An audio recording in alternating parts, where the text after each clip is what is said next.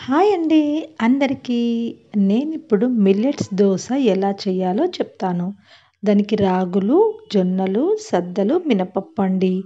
అన్నీ చిన్న గ్లాస్‌తో ఒక్కొక్కటి తీసుకున్నాను. ఆ గ్లాస్‌తో పావు గ్లాసు బియ్యం తీసుకున్నాను. 2 స్పూన్లు శనగపప్పు తీసుకున్నాను. మినపప్పు, సద్దలు, రాగులు, జొన్నలు సేమ్ క్వాంటిటీ. 3 వేసుకుంటే ఒకటి మినపప్పు వేసుకోవాలన్నమాట. అలానే కొలతలు చెప్తున్నాను. ఇవి మీరు ఉదయం చేసుకోవాలనుకుంటే రాత్రి నానబెట్టేసుకోండి. ఇది ఇన్‌స్టంట్ అన్నమాట. అప్పటికప్పుడే పిండి రుబ్బుకొని వేసుకోవాలి దోస అనేది. పిండి అనేది పులవకూడదు. నేను ఈ చిన్న గ్లాస్‌తో అన్నీ ఒక్కొక్కటి తీసుకున్నానన్నమాట. ఈ చిన్న గ్లాస్‌తో వేశాను. 4 మెంబర్స్‌కి వస్తుందండి. మీరు ఎంత క్వాంటిటీ కావాలో అంత క్వాంటిటీ వేసుకోండి.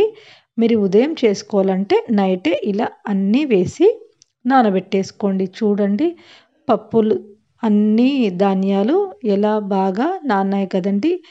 మినిమమ్ 10 గంటలు నానబెట్టాలండి. అప్పుడే మనకు ఆ ప్రోటీన్ అనేది మనకి బాగా పుష్కలంగా దొరుకుతుందనమాట. ఇంకా ఎక్కువ నానబెట్టుకున్నా పర్వాలేదు. మినిమమ్ 10 గంటలు నానబెట్టుకోవాలి. ఇంకా ఎక్కువైనా పర్వాలేదనమాట.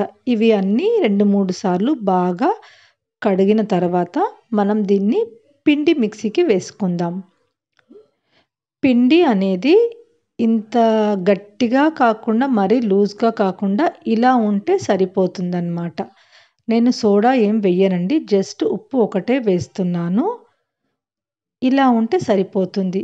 దీంట్లోకి ఉల్లికారం చట్నీ చేసుకుందాము. దోసకి పట్టించడానికి ఉల్లికారం, మసాలా, ఉప్పు, కారం, వెల్లుల్లి, ఉల్లిపాయ వేశాను ఇక్కడ నేను. పిండి అనేది పెన్నం పెట్టుకొని ఇప్పుడు దోస పోసుకుందాం చూడండి. పిల్లలు కూడా మనం ఏం వేసామని తెలీదనమాట. దోస కూడా చాలా క్రిస్పీగా వస్తుందనమాట. మీరు రాగులు, సద్దలు, జొన్నలు వేశారని వాళ్ళకి తెలీదు. పిల్లలు రాగి మాల్ట్ తాగమంటే వద్దంటారు. జొన్న రొట్టె తినమంటే వద్దంటారు కదండీ! దోస అయితే పిల్లలు ఎవ్వరైనా సరే ఇష్టంగా తింటారనమాట. అందుకే ఇలా చేసి పెట్టండి పిల్లలకి.